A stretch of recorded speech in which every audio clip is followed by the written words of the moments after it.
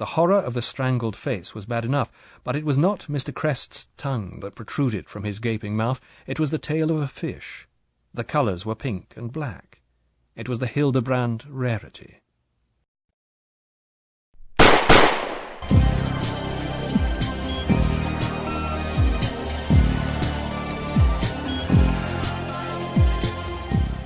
Welcome to James Bond Complex. My name's Matt.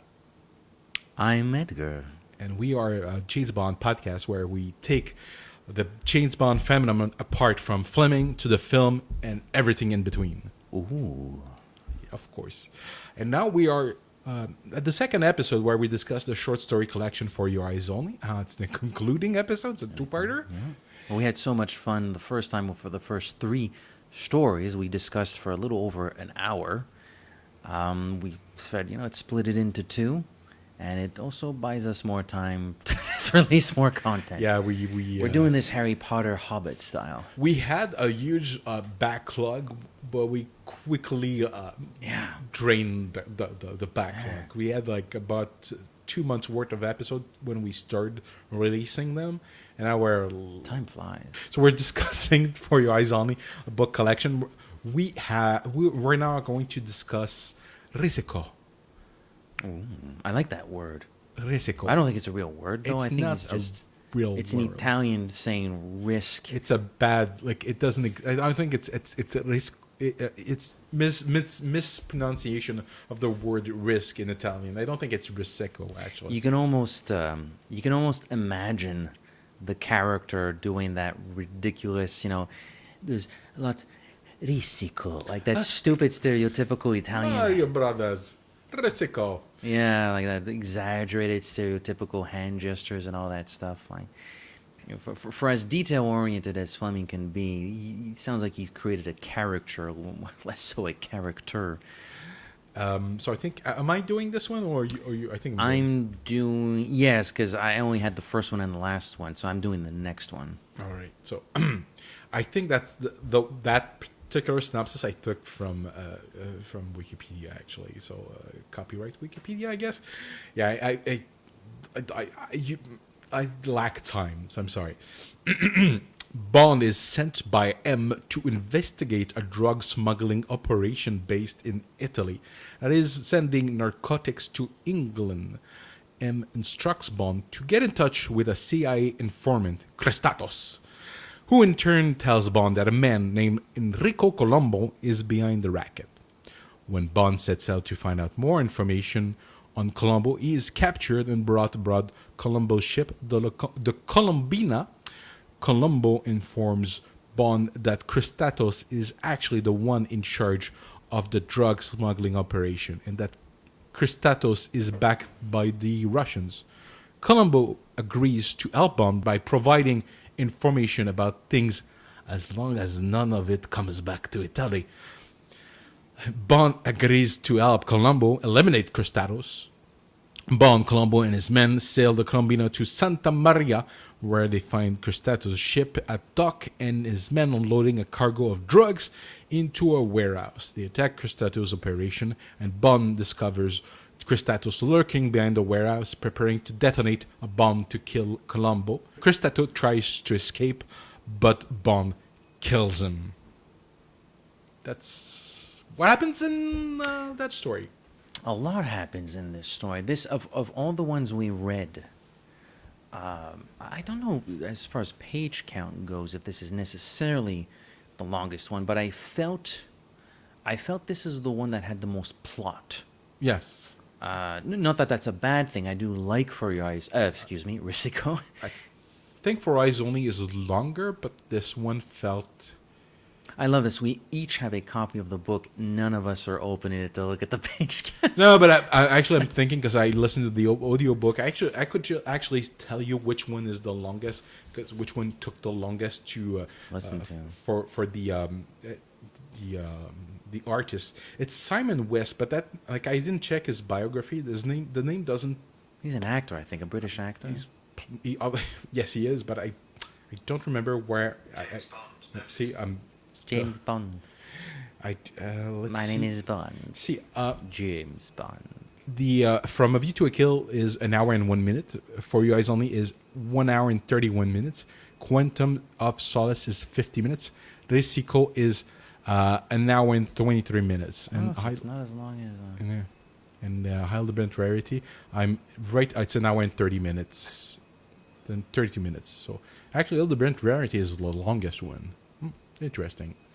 Makes sense, because my plot synopsis is kind of long, actually. But going back to Risico, I was impressed by how much plot there was. I guess because, obviously, Quantum of Solace is its own thing, and A View to a Kill has some plot, but it's mostly one location, not too many characters, and he spends a lot of time in that forest. Whereas Risico, man, he's just like bouncing all over the place, meeting this person, meeting that, or meeting with Christatos in the restaurant. Then he notices the girl. Then we're introduced to Columbo. Columbo's talking to the girl. They pretend to have a fight. Christatos tells him to kill Columbo. Then he meets the girl. The girl tells him to meet him somewhere else. There's an M scene. I think we get do we get an M scene? Or mention of the M scene? I think we have a mention, but we don't Yeah. see. I think he just says, "Oh, I've been assigned for this," but we don't have M proper scene. So M pretend he meets the girl. He says he's an author. He's writing a detective story or an adventure story. I need some information. You need drug lords. Oh, meet me at this beach on this day at this time. He goes to the beach. He meets her. They start talking. She doesn't like his question. She says, you have to leave. He notices people chasing him. He thinks they're Columbo's men. They start chasing him. He gets caught. They go on Columbo's boat. Columbo explains who he is. And it's like, wow, man, this thing's only like 60 pages. Yeah, It's like, it moves along. That's why, of all the ones that, like, this has everything that you get from a Bond story, but Condensed. super condensed. it's like, to make a Nestle Quick, you need milk. This is just the syrup. Or the powder, depending on Or you the powder, yeah. how you take your quick. Suck it up or sniff it. Well, Columbo wouldn't, because he don't do drugs. I don't do drugs. We don't do drugs, which is kind of interesting. It's in 1950s. He has no problem mentioning that he's a smuggler. He has no qualms about admitting that he operates outside the law, but he will not touch the evil things, as he calls them. Yeah, it's dirty Yeah. trade.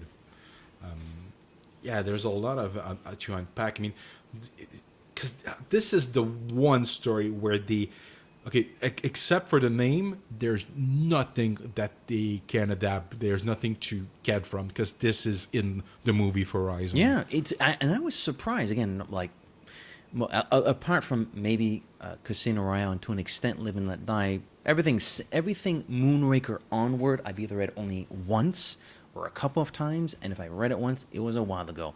So I didn't really remember Free Eyes Only. I remembered it. I read it. It's because it's in the movie. I mean, But it's that's what I hard- didn't remember. I was so surprised. Like, wow, literally everything that happens in this film is in this book is in the movie. A couple of the names are different. I think there's no Van Vlossliefenham, who's from Liverpool or whatever. But other than that, but she's still on the beach, and bad guys show up on the beach, or people who we think are bad. Like it's everything's there. Everything.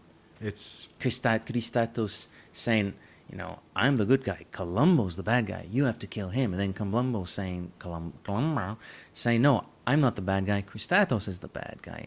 And he's very jovial. He's very loud, but in a certain joie de vivre attitude about himself. He's very Karim-Bey-esque. Very Karim-Bey-esque. The way he presents himself and his outspoken nature and his very loud nature, he is a lot like Topol, who plays that character in the film. Like, I had no problem imagining that sort of performance in my head. So I mean, and the plot didn't necessarily bother me. I was more like impressed by how much plot Fleming was cramming into these pages. Feels like a World War II story, like something like with contacts and information. Like, it feels very spy, because Spy on World War. I mean, there were spies in World War II. I would think it feels more like a classic espionage story, predominantly because for quite a while in the book we don't really know who we should trust, or we think we should trust Christatos, but we find Casablanca maybe. Like, I don't know. It had this European I don't know. It had a Well, flavor. it helps that they're in Italy. Yeah, it does. But it had this. I don't know. It felt like a film noir story. Like if Yeah, I suppose so. it's a very. Except maybe for the one guy who gets blown up by the mine, which I thought was kind of funny, actually. I couldn't understand, why are you running? Because Bond, maybe he probably didn't notice the sign. Because Bond notices the sign and goes like, oh, shit, I'm going to run around this. But one of the dudes chasing him doesn't, and he hears the explosion, and they're like body parts falling down. I'm like, dum-dum. Oh, What's the matter with you? you know what? That's the only thing that's left in that story. The fact that Bond avoids Need a bite in Bond 25. Bond Risico. If you adapt, do you use the title? Just have a dude run, avoiding a minefield minefield. and another guy blowing himself And up. this minefield is right next to a golf course. But it's post World War II. There's still minefields. It's also in the book in the movie when the boat that has the attack system blows up. My interpretation always has been that it's a World War II mine that they actually stumbled onto. Yes. Some people, I think, mentioned Well, Christatos like unleashes the mine, but I think it is supposed to be a World War II mine. It was not a trap to destroy that boat and steal the ATAC. That was not that's a very convoluted plot. I always thought that he took advantage of this situation and said, I'm going to get myself an ATAC system now. It hasn't been destroyed, so good for me. So that's it. Maybe it is in the movie? Meh. I don't think so. But Now, Bond 25, we need a beach next to a golf course with a hoodlum who doesn't notice he's in a minefield and then blows Boom. up. Yeah. we We need a proper adaptation of that moment. yeah, that moment in particular. Like Barbara always says, when you run out of ideas, go back to Fleming. Go back to Fleming. Need that mine. I mean,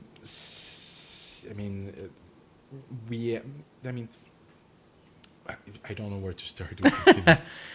Well, we can start with Christatos himself. The first line of the book is something. Let me pop this. Let me pop this open, there, listeners. This is great radio. Listen to the sound of 130. pages. In this business is much risico. Business.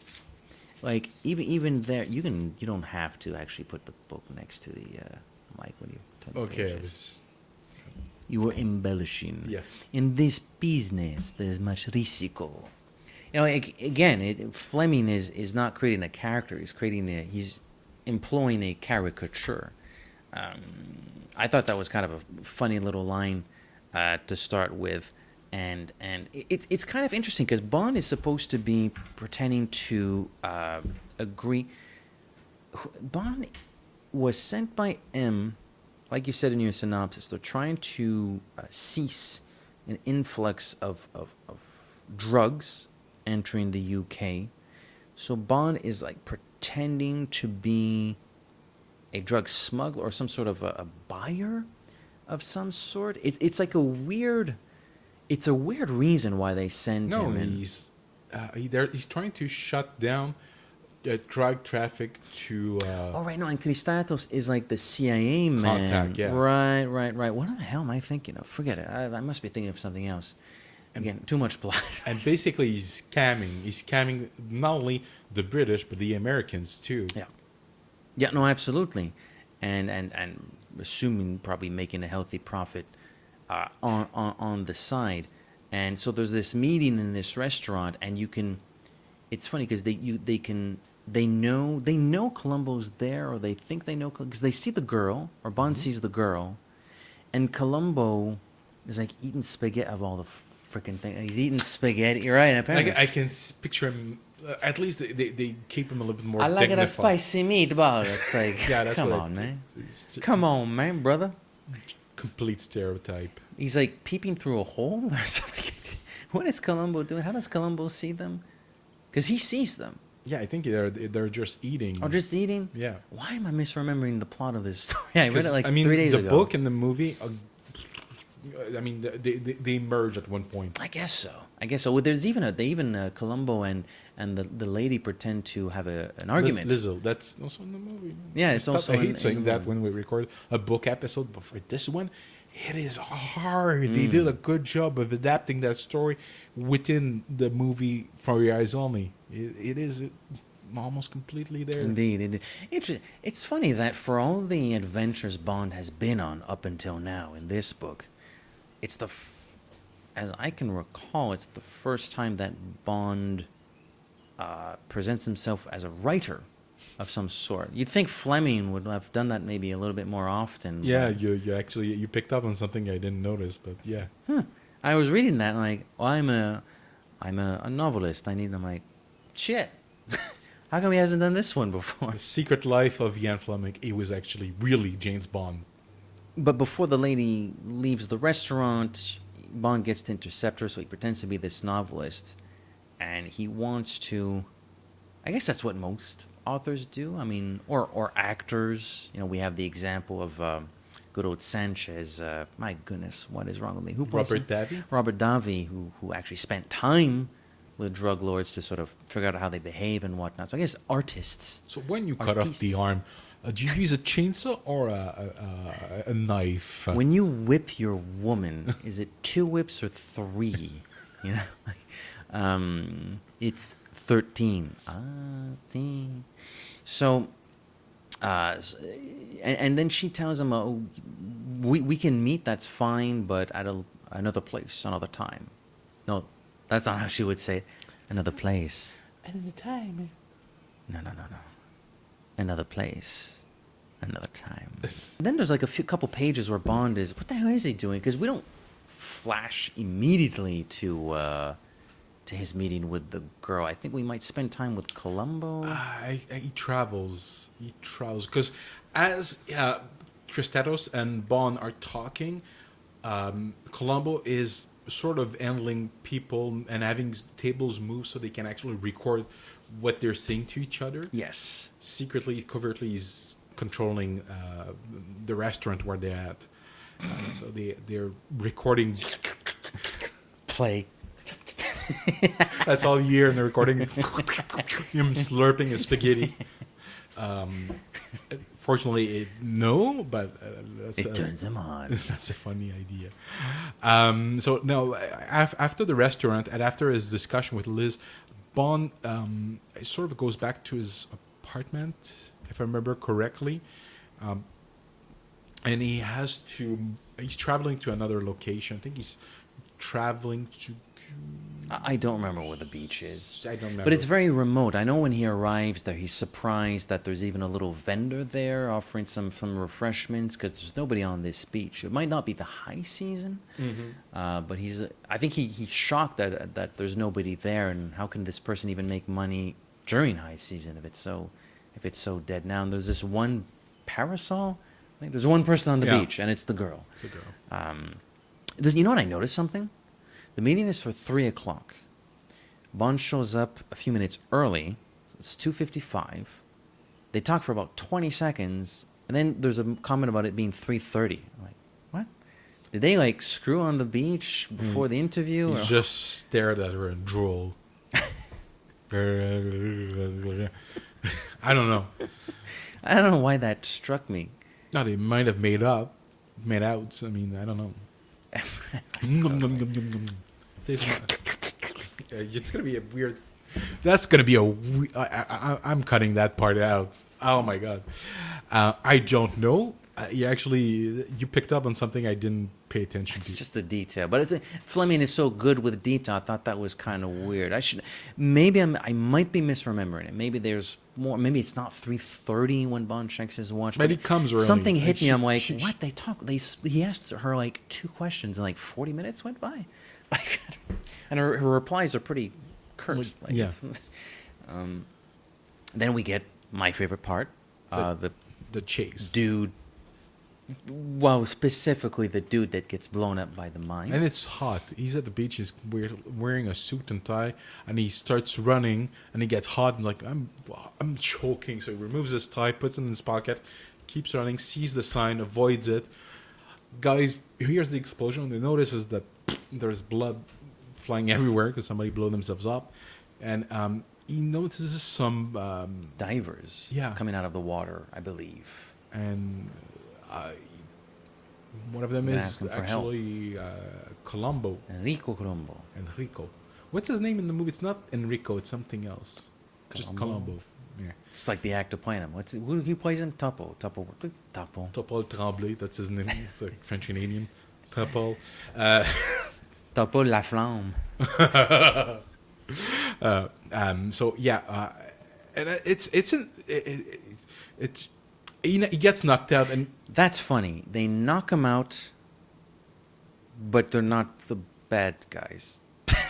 and also I love that the first thing he does after waking up is throw up. And I know you don't watch Archer, but there's a running gag of I know I should, though. You should of people getting knocked out and asking, "Have you been?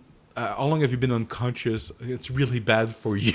They always make a reference that being unconscious for after a blow to the head is really bad for you, but that happens to all the characters so often. It's almost it's a running running gag. gag, It is a yeah. running gag. It reminds me of side note that I'll probably cut, but Smallville, Lex Luthor used to be knocked out all the time, like maybe 2-3 times per season, maybe even more. It was just to just justify him not noticing. We're the good. Clark Kent. All 8 seasons on Netflix. I'm good. Oh, yeah. I'm fine. Yeah. So side note. So you're gonna watch Archer from now on? Do we have to continue recording today? I feel like I have to watch Archer now. Eventually. So yeah, he gets knocked out. He wakes up, and I love their exchange, Colombo and Bond, because Bond is like, "Why didn't you just talk to me? Why did you have your man chase? Or you should have used a girl." And like, Colombo is kind of upset because Bond implies that he caused the death of, I think it's Mario, the name of his man. I don't remember. One of his men, the man that blew himself up. He implies, and Columbo's upset about that. It's like, no, and that's when he plays the recording. Yeah. No, Columbo says something like, "Oh, you had plans to kill me," and Bond's like, what are you talking about? It's just me getting hot in here." And Columbo plays the tape, and that's where Bond says, "Well, my cover's blown." You know. But eventually, he convinces him of Cristato's guilt, that he's actually when he implied that Columbo was a drug trafficker, he was actually talking about himself, Exactly. and that in secret, not only is he a drug trafficker bringing drugs to England, but he's also working for the Russians. Our best friends, the Russians. It's been a while since technically. It's never a while. No, but they helped Goldfinger, so. But it's gonna be They they're helped Doctor No. yeah, but they're about to not thankfully, but yeah, actually thankfully, I can't wait to get the Spectre. Been meaning to get the Spectre, but yeah, they're about to disappear for a little while. At least become, my memory is correct, a minor part of the later novels, because this is the transition from it's a transitional novel about short story collections. After that, Spectre becomes a main driving force until the end of the series almost.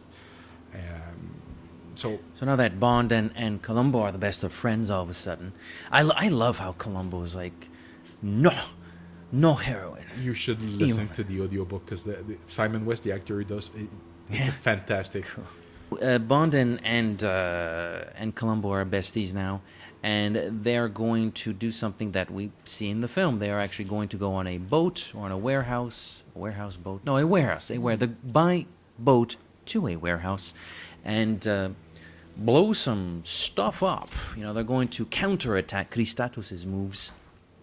And there's a pretty solid action sequence that ensues. There's a little battle going on with a guy. There's like not a turret, but a sort of turret, and Bond has to take him out.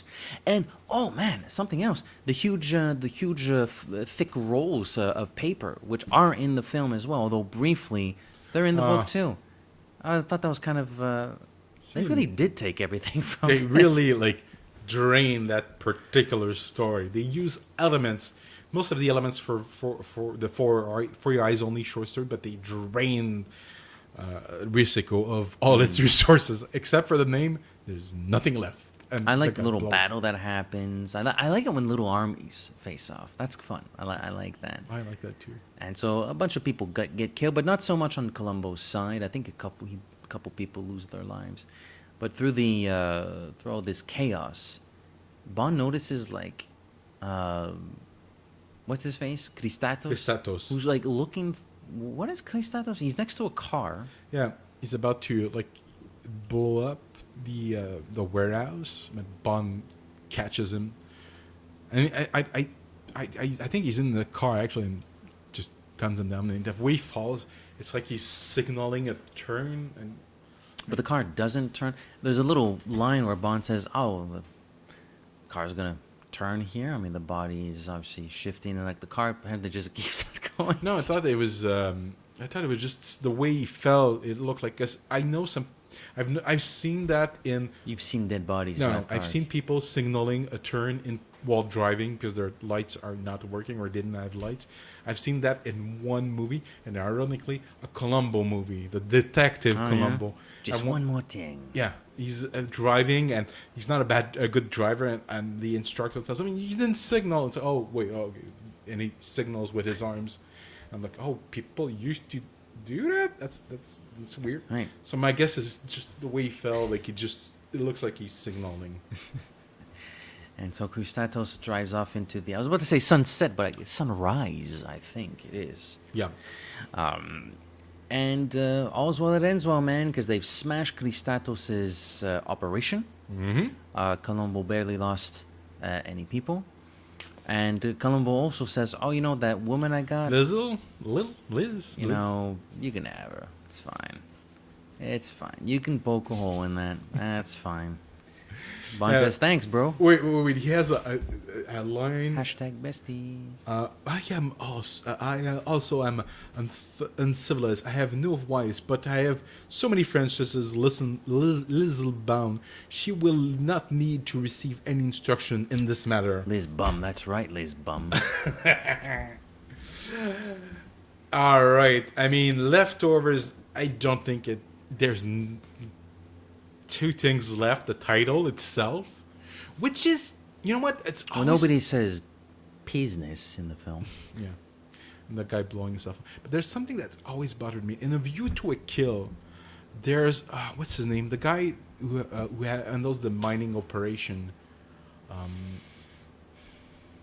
Bob handles- something. Oh, right. You're the man of loyal to you, Mr. Zorn. I don't. He has a name. Yeah, he has a Jeez. name, but he mentions that he works for a company. I think, and it's more mentioned once, and I would have to check the subtitle. I think he says, "Oh, I work for Risico." I think, I'm not certain. Don't quote me on that, but I think he says that. Can't use Risico title anymore. Yeah, you can still. If I'm the only one, and I'm not entirely certain to have noticed that, and my guess, I probably misunderstood something, but it sounded like Risico. If you're gonna use the title, I think Risico is not a real word. So we would need like using Risico as like a company name. That would be a way of, or John Risico. We haven't had a Bond villain title in the title since. Yeah, for a Risico while. should be the name of the character, Yeah. not a thing or a place. It should be. The name of someone. Yeah, 'Cause it's- exactly.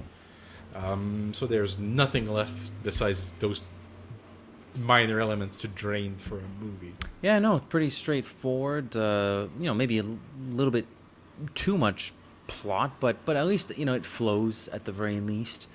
And Columbo's an awesome character. I liked him. I We liked him too. don't really know much about Christatos.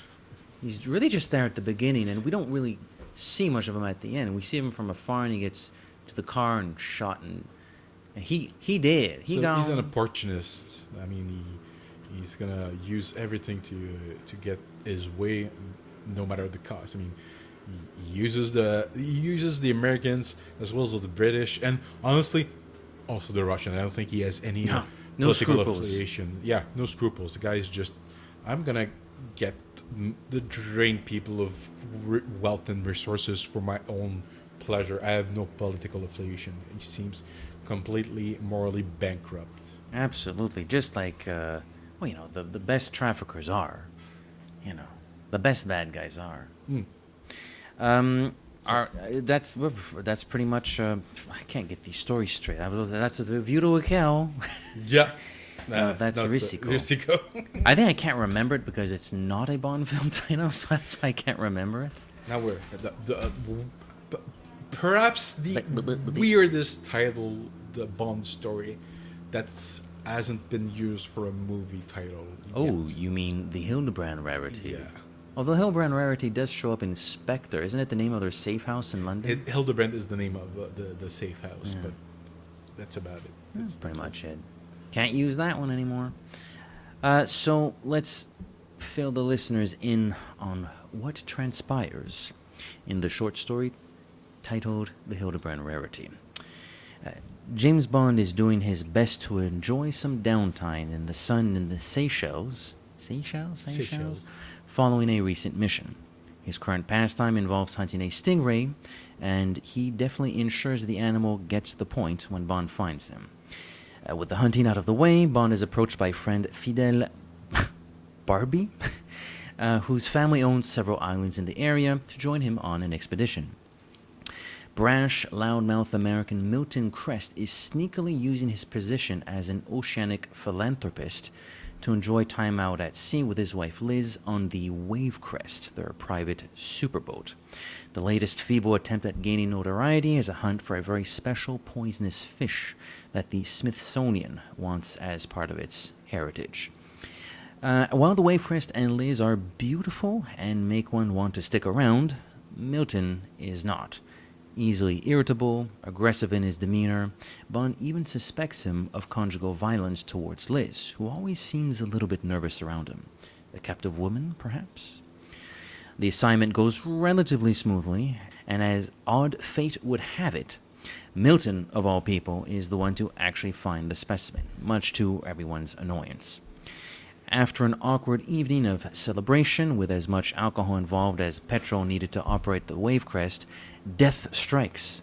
Bond, having heard strange sounds on deck, finds Milton's body. The man was offered an unhealthy late-night snack as the poisonous fish is in his mouth.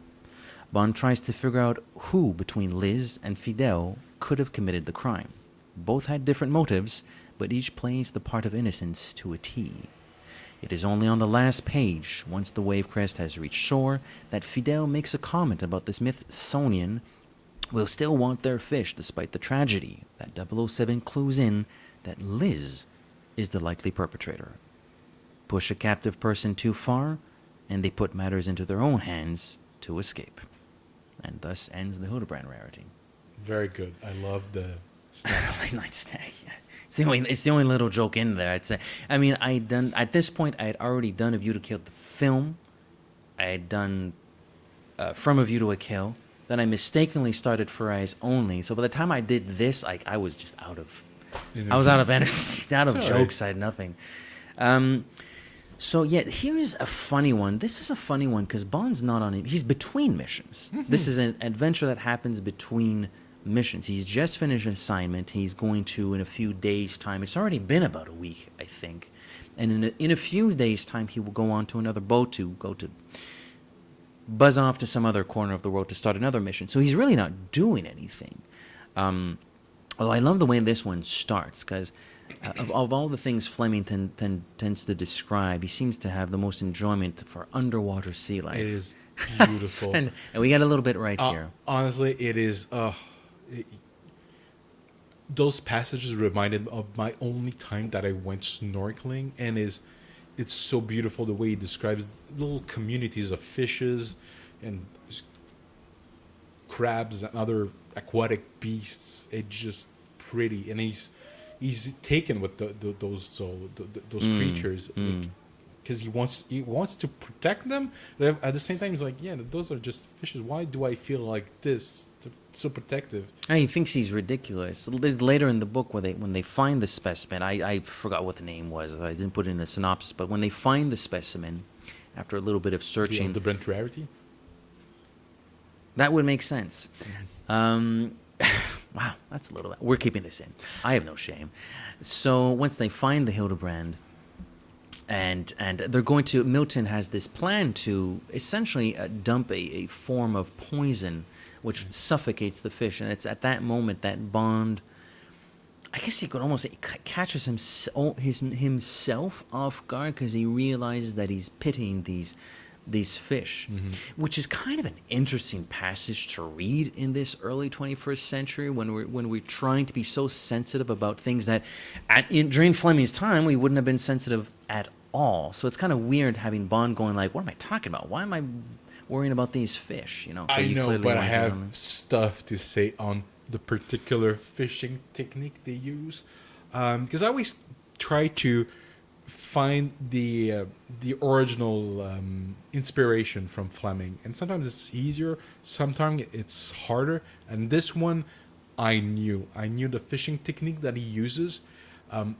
It's the same because actually Fleming interviewed Cousteau, the commander Jacques Cousteau, in the early 1950s. Some people allege that a dive that he took with Fleming and Cousteau inspired the writing of Live and Let Die, but I am fairly certain that it also inspired this particular fishing technique. There's a documentary from, I think it's 1955, called Le Monde du Silence, The Silent World, and it won an Academy Award because it featured a lot of underwater filming, a lot of stuff about fish and their ecosystem, but there's stuff that is freaking weird and not politically not kosher. Because at one point, one of the things that happens, they when they're fishing, they actually accidentally kill a baby whale, and like they feel bad about it, but to avenge the baby whale, because after they killed it, a shark showed up and started biting, so they started killing sharks to avenge the they killed. That's one of them. But the thing that, when I saw that, I'm like, okay, they're in the coral reef, but they want to get as much specimens as they can to like study and bring back. What they do? Put dynamite everywhere, and you see like dead fishes everywhere. That's pretty much what he does. He doesn't blow them, but he poisons them. Forget one fish is gonna kill thousands. Yeah. So there's something Cousteau-esque about this, but he's not. I don't think Cousteau was as nasty as Milton Kress, and I also hopefully not. And I ask myself, it's a detail about Milton grabbed my attention. The name Milton sounds a lot like Hilton, so I googled it just to get more information about Paris Hilton. No, our grandfather. It was Conrad Hilton, and Conrad Hilton was married had multiple wives, but among which he was married at one point to Zaza Gabor.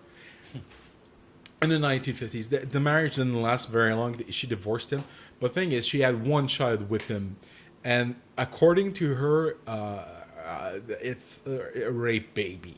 Ooh. Yeah, it didn't seem like it's on the Wikipedia page. I'm not making this stuff up, but I'm like, wow, that's Milton Kress. That's intense. Excuse me. I have the impression it might actually be a composite element of Cousteau's particular fishing technique and the actual Hilton, Mr. Conrad Hilton. I might be mistaken. It's just that the timing works. Because Fleming could have known about that. It's good sleuthing, because you often hear, you read these articles or these books about, especially when it comes to the Fleming stories and the characters that inhabit those worlds. This character is based on this person that Fleming met, and so on and so forth. So you did a little bit of sleuthing. I could be completely wrong too. Who knows if these other people are right either? It's been over 60 years. Yeah. But I found the coincidences interesting. Let's say. Yeah. So it's a pretty brutal way of going fishing, so to speak. It is disgusting, and you don't expect it because later on in Cousteau's life, he was more like pro-fish, like more an adventurous. But I guess people were like, it's when you watch episodes of Mad Men and they're going picnicking, they leave their trash everywhere. It's a sign of the times, I guess. Yeah, it's funny, but it almost again, Bond stops himself from thinking, oh, poor little fish. He calls them people, actually. Yeah. Which he himself thinks is pretty stupid once he realizes that he thinks of them as people. But it's kind of interesting that it was written at a time when I guess most people really wouldn't worry about that stuff, and we're reading it at a time when everybody worries about that stuff. So. Yeah, that's why it's shocking. It's quite shocking when you read those passages. And they get the fish in. I mean, we before we also, I think we flash back to when Bond agrees to follow Crest to his fishing expedition, and he's not a nice person. No, not at all. And you can instantly tell Bond says something really funny about, or thinks something funny about. He's probably impotent, so he's just sort of making up for it with this brash attitude and over-aggressive attitude. He noted something. One of the other strong suggestions that Milton is not the nicest person is that he gets a little peek at their bedroom, I think, and next to the bed on a desk is a stingray. It sort of ties into the first chapters, first passage of the book where Bond is hunting for a stingray, and he thinks about the notion that it's in certain parts of the world people would use stingrays to punish people, whip them, although it's illegal. And he notices that there's a stingray tail in the bedroom, so that sort of all ties in together with. And Bond says the stingrays are evil. Yeah, they're enemy. They're enemy fish. Saw enemy fish, stingray, whip, Milton Crest. Like it's a little loose and like there's not much logic to it, but you have these little details that are like tying into one another. We always have villains that tie themselves to animals, and Milton Crest is a stingray. Milton Crest is a stingray. So and yes, there's something very even Fidel doesn't take much of a liking to Milton Crest, and Liz, who's sort of far removed from Judy or Marianne Russell. She's I put it in my synopsis. She's sort of the captive woman. Like she doesn't have much gusto about her until later, and she really fakes her happiness and her smile. It's a fake smile. It's a fake laughter. She's nervous. She seems to be tense around him. You know, oh Milt. Now that you describe her this way, she reminds me of Severin from Skyfall. Yeah, I guess so. Yeah, to an extent. Very tense. To an extent. Oh, she seems a little sweeter when she's alone with Bond. Yeah. She seems to relax a little bit. So she's British also. She is British. She's British. And Milton is American, but he has German ancestry because he keeps saying these weird things like, "Oh, the Germans got it. You British, dum-dums." Yeah. Weird little commentary by Milton Crest. Again, and that's another funny thing about this story. We don't have many American characters. Felix. He doesn't. I corrected myself before the listeners tweeted us.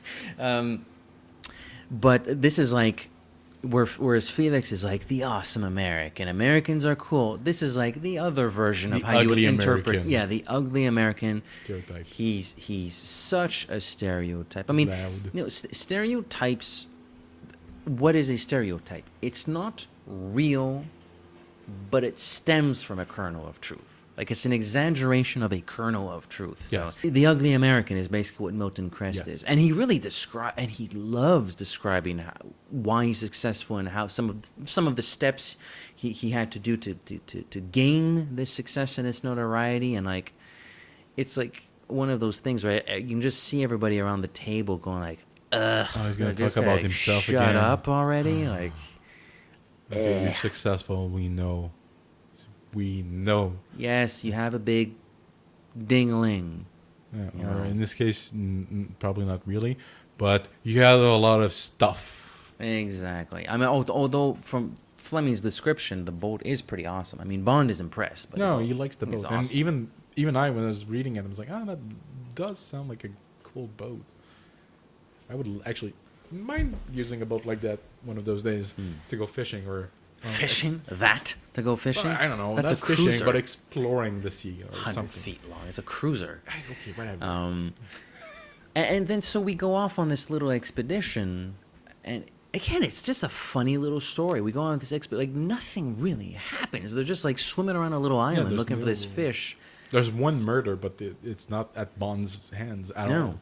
No, and so Fidel and Bond, they sort of swim around. They park, so to speak. They park on one of the many islands they're thinking of going to, and they swim around. It's a small island. It doesn't take them a long time to swim around it, but they don't find the fish. Crack open a couple of briskets and chow down some grub, and then while they're relaxing, of all the effing people to find this stupid fish, it's Milton, you know. Yeah. I put on this thing here for the first time in life, and golly jeez, would you believe it? I'm the best. Milton Crest, found this fish, and you can just see it. Oh my God, this guy, shut up. Just you can, eye roll. Eye roll. Indeed, eye roll. I was as face palm, but eye roll would be more appropriate. Yeah, like, And so he won't shut up about it. So we flash forward to the evening where they're, and this is where things get juicy. They're celebrating with some alcohol. Mm-hmm. They're doing more than just cracking open a couple of brewskis. They're getting to the good stuff. And now Milton really lets off. Like, you Britain don't have any balls. You have no cojones anymore. And insults everyone. Everybody. Bond, Fidel, his wife. Does he? No, he threatens his wife because his Oh, wife yeah. makes a reference because the expedition they're on is some sort of tax scam that they're pulling. But to protect this tax sheltering, they have to actually produce results. Yeah. And apparently they haven't been producing a whole lot lately, and Liz brings that up. Oh, remember when those people said, like, where's the fish? Because, like, you're saving your taxes. And Milton no likey. Yeah, he's... Milton drunky likey even less. I was going to bring something up. Oh, yes. In response to what Liz says was just a joke, he says something so creepy. You know what you just gone and done there? You told a joke that I'm gonna remember that joke, darling, sweetie pie. I'm gonna remember that joke. And we know that there's the stingray in the room, and it's like, ugh. That's not ugh. That's like, ooh. It's just like ooh and ugh. And you can hear screams in the night. Like, it gets intense. Intense. It's, he's not a nice guy. No. He shows his true colors. Not that there was any doubt to begin with. Yeah. But things get, they really get proper down and dirty. Yeah, Bond tries to get some shut-eye, but I think he's woken by her scream. He's woken by her scream, and he at one point he falls asleep and he starts snoring. And Bond Jesse, can you stop snoring? He beats up Liz, or he whips Liz. Liz? Yes, Liz. Yes. Yeah. And then leaves his cabin to go on his hammock, which is On deck. On deck, precisely. And I think that's when Bond hears some snoring, tries to get some shut-eye, and then he hears... what the heck is going on? I had to make the sound effect. No, it's pretty good, man. You've done a better job than what I would have. You're a good sound effects person. Apparently so. Yeah, apparently so. Some of our listeners have taken note of the sound effects. It's very good. I can't do accents, but I can do... Yeah. I'll take care of the accents. You do the sound effects. That's why we work so well together. I'll do the synopses. You do the research. It's like, so anyway, so Bond finds out. He rushes to see what's going on, and my God, Milton Crest in pretty bad shape. It's awesome. Well, he's the bad guy, so it's awesome. Like, the spikes of the fish are protruding from his mouth. But that's gross. And that's also... It's gross. It's gross, but that's a defense mechanism against predators. Like, if a stingray tried to eat that particular fish, it would have choked on it. And what is Milton Crest but a predator? And, yeah, he chokes on it. Exactly. Hoisted by his own petard, sort of, as a predator. I was never entirely certain of who committed the deed, but you kind of convinced me that Liz did it.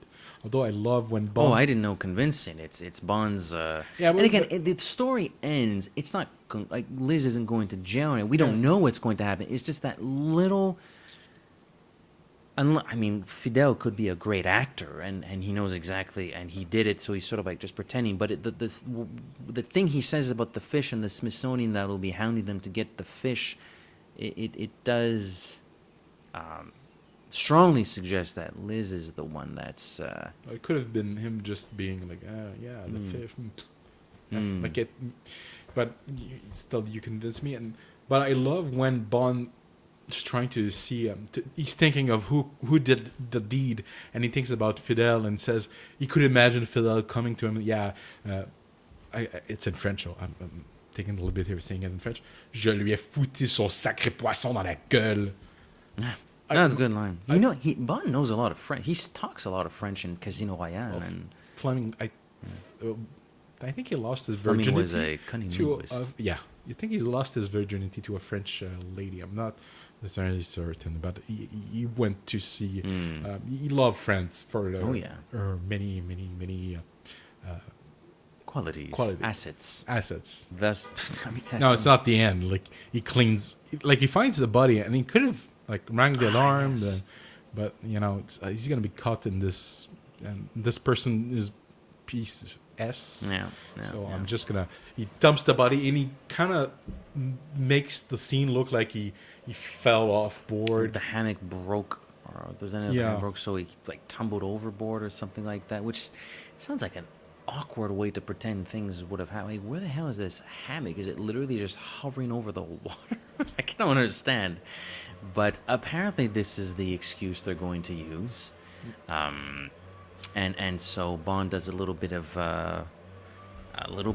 covering up, a little bit of covering up, which is, I guess, again, another little detail that makes this story interesting. Bond covering up for a murder that he did not commit for once, against a pretty terrible person. I guess it does put James Bond in a particular situation where, I mean, he's obviously friends with Fidel, and I guess he assumes he knows Liz enough to kind of like her. She seems fairly sweet. So, but clearly one of them did it. Yeah. Clearly one of them did. It's murder. It's an Agatha Christie story. Yeah, and It's about like 10 little Indians. 10 pages, but of a mystery, which is not really solved, although it strongly suggested who might have committed the crime. But I did find that quite interesting. The predator is vanquished by the very fish that he caught, much to everyone's annoyance. And yeah, so it's like Bond has to cover up a murder. I don't know. I just thought there was something very ironic about that. A murder he didn't commit. The man who has a license to kill has to protect the killer. Pretty much, basically. There's a bitter twist of irony to it all, and it's one of those things where so he knows Fidel very well. He doesn't know Liz very well, but whatever. They're both nice people. Okay, fine. So it's like one of those things where that's someone who's a friend, or they're not bad people, but then you find out they did something kind of like a little bit dumb, and you're like, they're not your friends anymore. You'll still hang out with them, but you're like, oh, that was kind of stupid. What do we do about this now? It kind of puts him in that awkward situation. So which I thought was kind of interesting. I guess what's leftovers? The leftovers. Oh yes, my apologies. This one has not been the names have been used. Milton Crest is there. Oh, Fidel's not there. Although Fidel's sort of our Quirrell.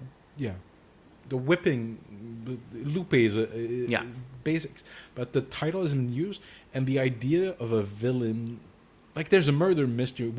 Would a murder mystery James Bond movie work? It'd be cool. It'd be cool because that could be the entire plot. Somebody like you start the movie and it's the inciting element is the murder of not Milton Crest because you can't use that name anymore, but he gets murdered by the Hildebrandt Rarity, and Bond has to investigate and find out who killed the deed and why, and it's kind of like Octopus. It's to cover something else. Yeah. That could be, and he has to track down that fish. It's not as though Bond's missions in the films don't start with that potentiality. Because this happened. Find out why.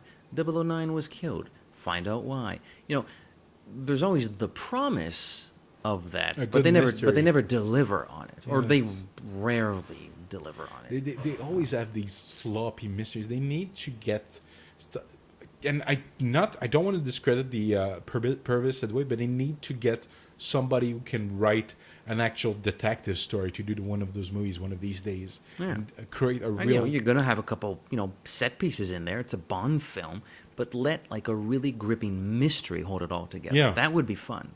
I mean, we're gonna go back to Connery days for a tight mystery or at least some type of detective story.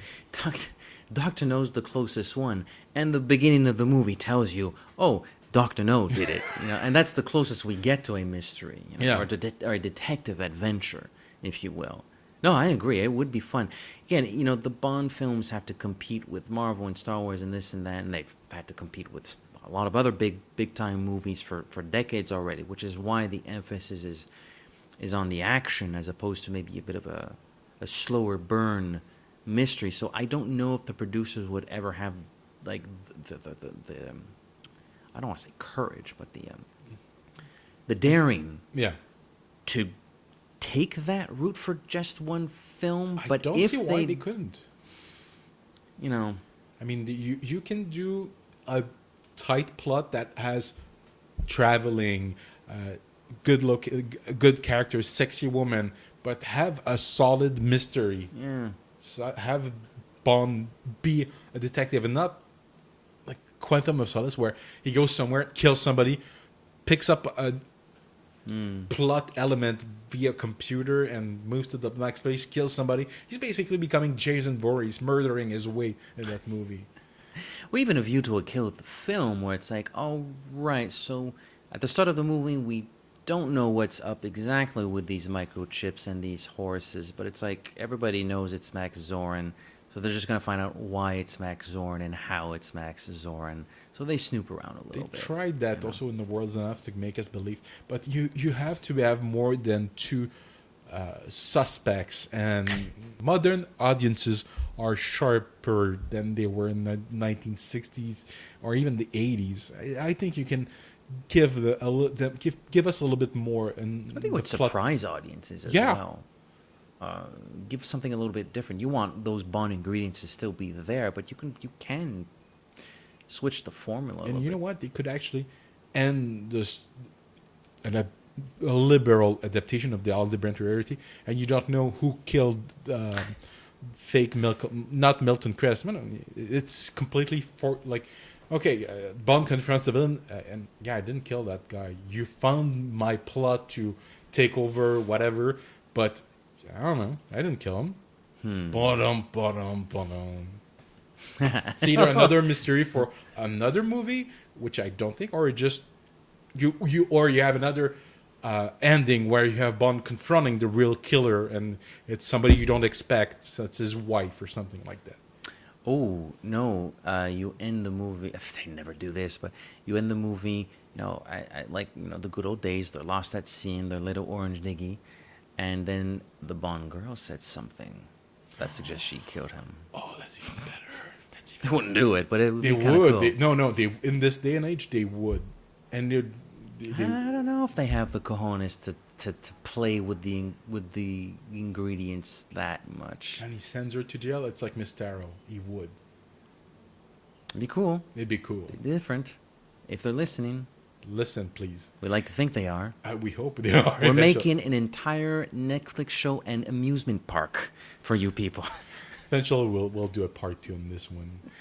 All right, so let's wrap this up. Edgar, please close the episode. We have people. We are the only people everywhere online, but everywhere we are. You're not the only one that cannot speak today. We are at the www.thejamesbondcomplex.com. We are on Facebook. We have a Facebook page. Please search for us, The James Bond Complex. We have a Twitter account, the handle of which is at The Bond Complex. If you like pretty pictures, you really should visit our Instagram account. Search us for at The James Bond Complex. download and I keep saying just download on Google Play, but you can subscribe through Google Play. Yes, you can't can. So subscribe, download, and review. I'm guessing you're the Google guy. I'm not the I Google don't know guy. if you can actually review though. I didn't check that. Download again and again and again on Google Play. Find us on iTunes. Download us. Subscribe. We drop episodes every week, and give us a 005-star rating, please. It'd be very nice of you. It helps us when the searches. I think it's easier to search for us if we have Yes. good ratings. Though all those iTunes algorithms, thingamajigs, the stars help. I'm on Twitter at @00pop. That's the word _OH_pop. And most of the time, I'm Matt Auclair on Twitter. Most of the time. The other times, I'm actually the Bond Complex.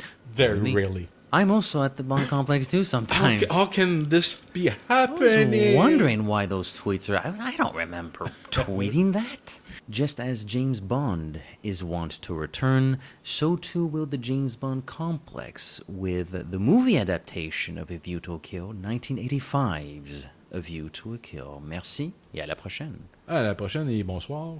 Que la force soit avec vous.